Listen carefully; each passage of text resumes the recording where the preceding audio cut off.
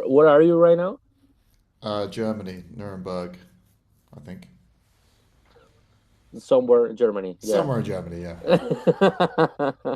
Okay, well, Josh, nice to meet you. It's uh Sylosis is yeah, one of the bands I'm always listening to, so I'm really like happy to have this conversation. Thank And you. well, uh let's start this because well, you are releasing this the new Flesh in 3 more weeks, and you guys have released I think two singles, I think Erased and the New Flesh, right? hmm Yep. Okay, so how was the writing process of this New Flesh? Yeah, it was good. It was kind of quick, or it felt quick. But we're always writing. There's never a period where we're not writing music. I always like to be 2 steps ahead and plan, make sure we don't rush our music because making the best possible music is the most important thing to me, and that takes time. And some bands just kind of rush to get stuff released, but that's not us. Oh, that's good. Yeah, you're like taking your time, but every album has this like power in it, so it's pretty cool.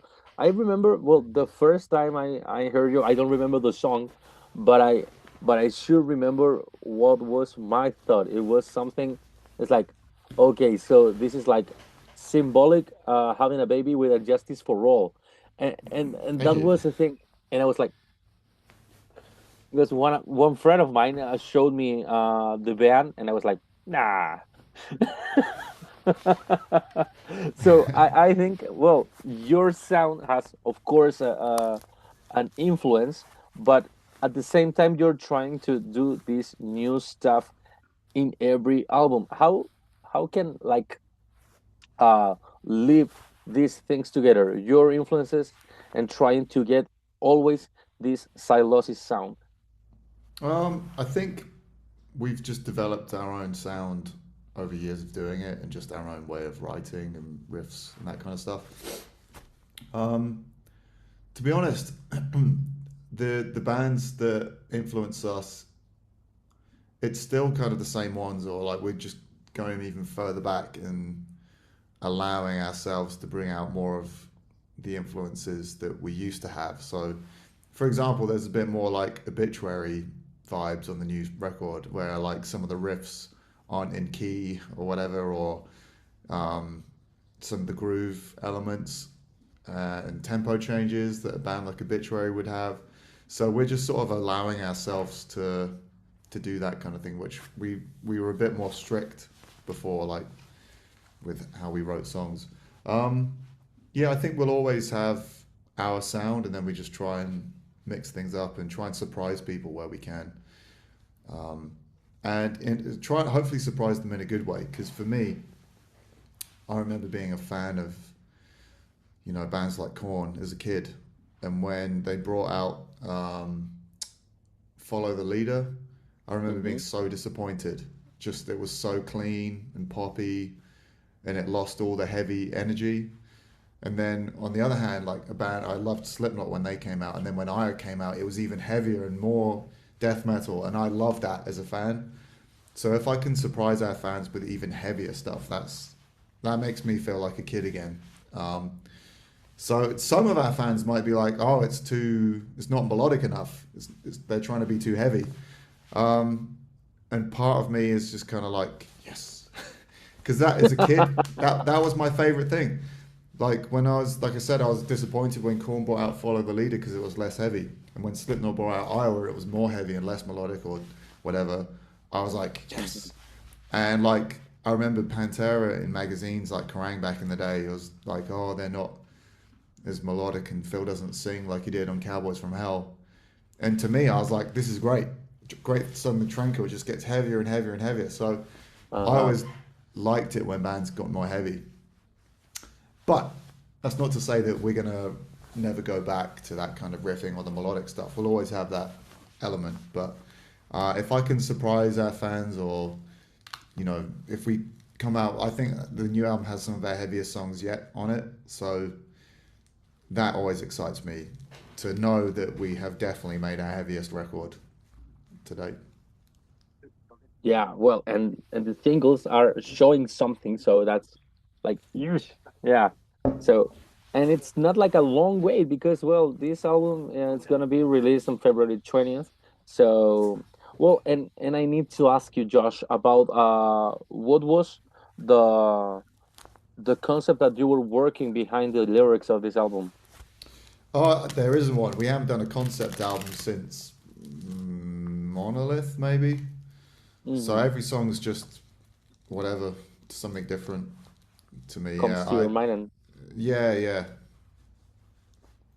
yeah, I remember well this cycle of suffering, for example, or well this sign of things to come. That these two were albums that were like in the beginning of the pandemic and just Yeah, past the ending. yeah. So and if you like this cycle of suffering, I remember listening to it a lot during the pandemic, and it was like, okay, this is like how the hell did you guys knew?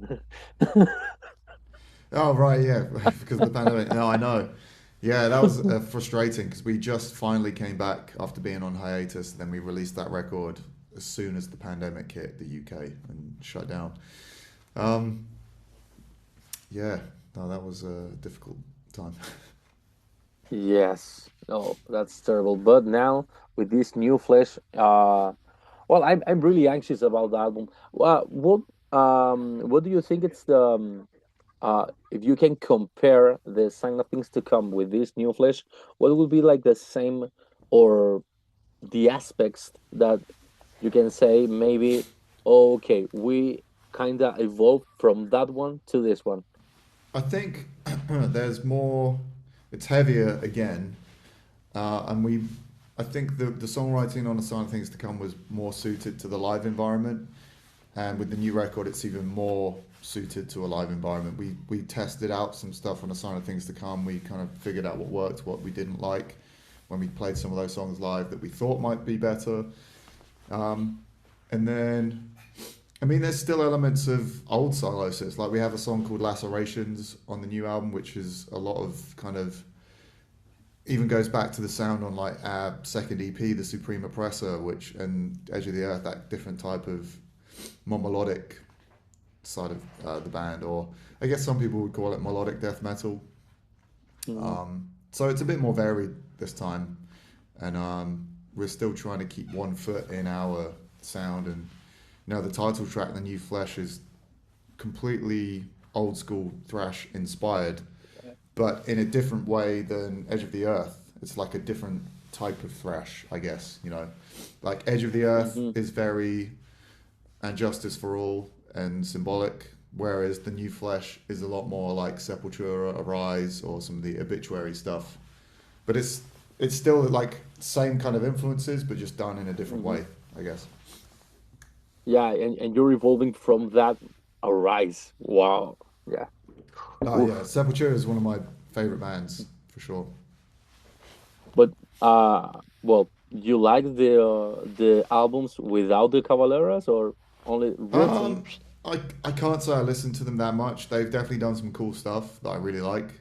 Um, some of the more recent ones have been really cool, but Hmm. I just listen to Arise and Beneath the Remains the most. Those are the ones Uh, for me. Um, and I think it's also important to flag up. I think someone said something about the new Flesh, how it was kind of hardcore sounding, which I can see that, but Sepultura had a ton of influence from hardcore as well and punk rock. Like that's kind yeah. of where they started. So to us, it's Sepultura worship. You know, Hmm. even the stuff that sounds like hardcore because Sepultura had that influence, and they would take bands like Strife on tour with them and do covers of the Cro-Mags, that kind of thing. But yeah, Sepultura is, I think, one of the most important heavy bands from like the 80s and 90s. Yeah, they are one of the like the biggest. And well, I had a chance to talk to Max like 5 years ago, and of course I asked him about the roots and that his way of creating a new like metal within this roots, and he said like, yeah, but that was the thing I was always wanting to do. uh, because well, he wanted to show like Brazilian music into metal. So and with the first albums, he was like, "Yeah, I'm really good doing this, but I want to I want to do that." And Yeah, so he was always thinking about creating more music and even well creating this new genre inside of metal. So he's a really cool guy. yeah, oh, yeah, definitely. Well, Josh, well, you've done a lot of music during this side losses. So how do you choose the set list for? I know you're on tour right now, so what is the like the maybe the goal to say, oh, okay, this is the music we are playing because this is sounding better live. Yeah, I mean, we definitely want to play the new stuff. So the new singles, the new Flesh, Erased. We're actually playing another new song that isn't released yet, just for fun, because it's heavy. All Glory No Valor. And then songs of a sign of things to come. We know go down well. And then for the old stuff, we just try and pick the songs that people might not expect us to play, but or ones that we know are going to go down well. Because I love all our old records, but there are some very long songs which is hard to fit in the set when you want to mix things up. Or there's stuff that might be like a good song to listen to, but doesn't really do anything live. Like the crowd doesn't interact. It's not as fun to play. Like it's not like we'll never play it again, but we have a song called Imperial, which is a big song for us off Edge of the Earth. Mhm. But every time we play it, everyone's just kind of stood still, and it's just doesn't feel very fun. Like it doesn't feel like the crowd enjoy it. It doesn't seem like I don't know. And we'll play it again for sure, but it's not been in the set on the last few tours. So just things that are high energy or have some moments that the crowd can get involved. But we're playing a few songs on this that we've never played live before. So we're playing. I wanted our drummer to do a drum solo, Ali, because he's an amazing Oh, drummer. But mhm. most importantly, because when we're headlining and I'm playing for an hour and 15 every night, it it's tough on my voice. So having a break in the middle of the set to have a Yeah. drum solo is most bands do it for their singer to give them a little break to let their voice kind of. But he didn't want to do that, so we're playing a song called "Where the Sky Ends" off Edge of the Earth, which is like an instrumental song. An instrumental. So he doesn't have to do a drum solo, which he hates doing, and but I still get a break from singing for one song. Well, I think it's the first time I heard like a drummer hates doing drum Yeah. solos. But that's cool. Yeah. Yep. Yeah, it's up to him. Yeah. Well, Josh, have you thought about coming to Latin America? So I've only been doing press with people in Brazil like the past few days, and yeah, they're all asking that. I'd love to. I've only ever been to Mexico City. That's the only time I've been to South Hmm. America, which was incredible, amazing food. But Yes. yeah, it's really. I guess you may know this, but people reading or listening will maybe not know that it's not down to the band. We have to get Mhm. an offer made by like South American promoters to send to our booking agent to make sure it makes sense. And can we afford to go there? Will we lose money if we all our flights and shipping all our gear over? And well, we just haven't been offered. It's like we haven't had any offers come in. No promoters have reached out to us to book a tour. So Wow. as much as the fans may want to, the Hmm. promoters aren't offering it. And sometimes I know a few bands where you always see come to Brazil comments online, and then they go over there and no one comes to the shows because, I mean, obviously it's such a huge place, so there may be Hmm. tons of people, but it might be hard for them to all travel to, or Yeah, expensive. I completely understand. it, Like it is. it's very expensive, so it's difficult. It's not as easy as us just saying, yeah, let's go to Brazil because we'd love to. It's just whether or not the promoters will make an offer to us to pay our fee as a band to come over there and play, and are they going to guarantee to make their money back and make sure enough people come to that show? So yes. Anyway, long story short, we'd love to come. it's not up to us really. I know it's complicated. There's always some fans of like any band saying like, "Come on, how the hell did can couldn't you come here? Like you were in Mexico." It's like, man, Mexico it's 2 hours away from Texas. It's not that Yeah, yeah, close to Santiago where I am right now. It's not that easy. I've been on tours with bands and across Brazil, across Mexico, and there's a lot of distances that it's not the same as in Europe. Maybe yeah, all of the tour that I've done in Mexico, you can do it like every country in Europe, and it's not that easy here. yeah, the yeah. the mountains, the roads, everything. It's complicated here to tour Hmm. inside this part of the world. But yeah, Yeah, well, who knows? I'm yeah, always telling the promoters. I know a lot of people here. I'm always talking to the promoters. I'm like, come on, they're really good. They have a lot of fans here. Come on, they are always like I don't know. They are trying to say maybe, oh, there's a new festival coming next year. It's like, okay, bring Sylosis. And it's like, uh, but they are not progressive. I don't care. yeah. But I'm always We'll doing see. that. I'm always doing this lobby for you because well, I know well for videos from some footage that you guys are doing a terrific show. So I know you can do some really good gigs here. The thing is promote those shows good and well having that offer that I think it's the Yeah, hardest part and the most important at the same time. yeah, man. So well who knows, maybe with this new album, this new flesh comes with a new tour and a new continent too. Yeah, maybe. Yeah, Josh, for you, what's the best part of making music? Um, I think you just got to do make music that makes you happy, something that you want to listen to again and again, and you're like, I try and write music as if I'm a fan and imagining what my favorite band would write or what I'd want them to write or what would surprise me, but in a good way. Um, just keep things exciting. Try and write songs and riffs that people just want to rewind and listen to again. Um, so sometimes I have that feeling like when I write something that I like, and if I want to just keep listening to it, then hopefully someone else out there feels the same. Wow, yes, and it's important. Josh, what are your like what is the goal that you have with this new album?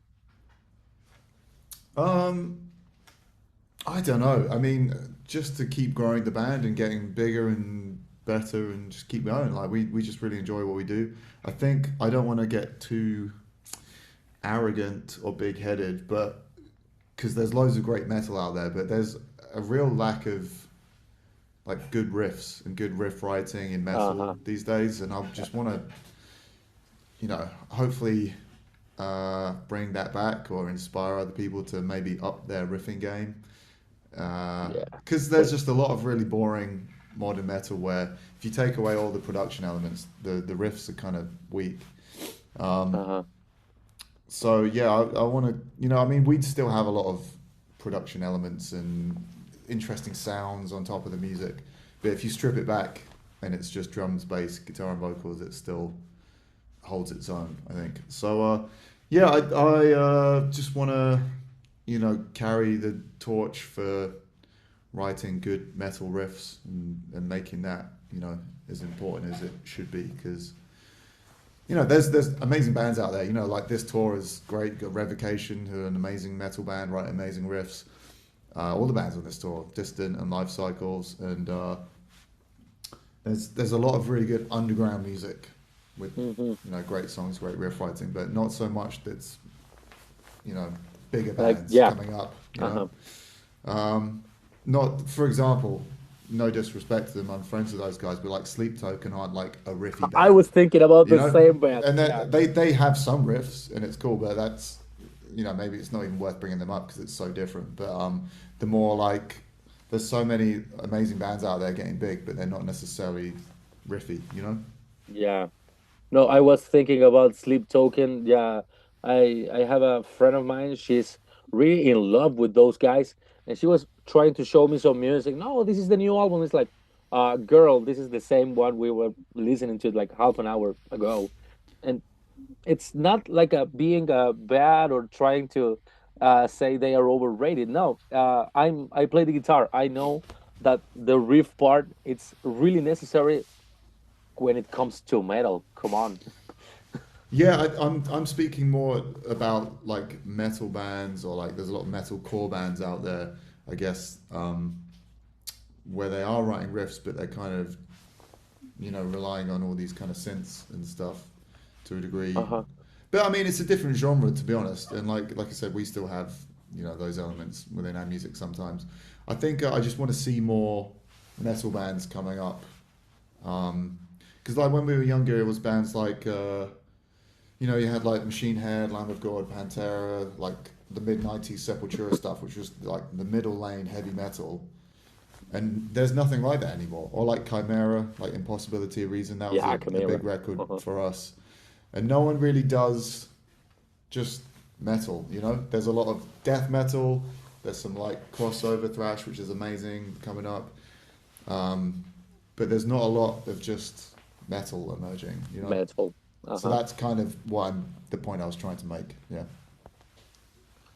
What was your first guitar player that comes to my mind when you said, "Okay, I wanna write riffs like those"?